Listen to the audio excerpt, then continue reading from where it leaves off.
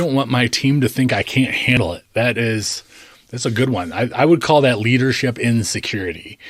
Real leaders aren't afraid to get better.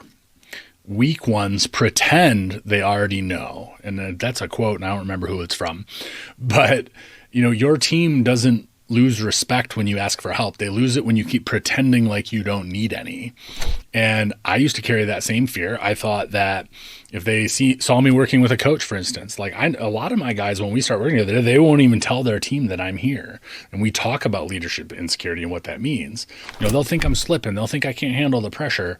So, I was in that boat. I just kept trying to hold it all together on my own. And what I didn't realize at that time was that, they can already see the cracks in what's happening, the long hours, the short temper, the half-written texts, the constant firefighting. And everyone around me, in my own example, knew something was off. They just didn't know how to help. And when I finally brought in outside support, and this was 20 years ago at this point, it didn't make me look weak. It made me look serious. I'm serious about the business. I'm serious about making it better for my team. And ultimately, the leaders who invest in themselves, they set the tone for everyone else in the business. And, once my team saw me working on the business, not just in it, we hear that phrase a lot, they followed suit. They started taking ownership, communicating better, solving problems without me.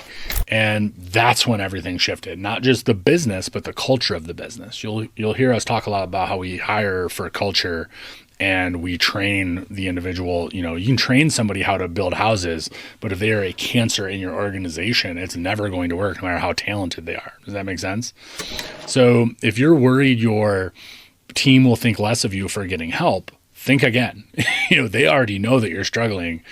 What they need is a leader who's willing to grow, not one that's trying to hide. And, the strongest thing you can say as a leader is, I'm not done getting better.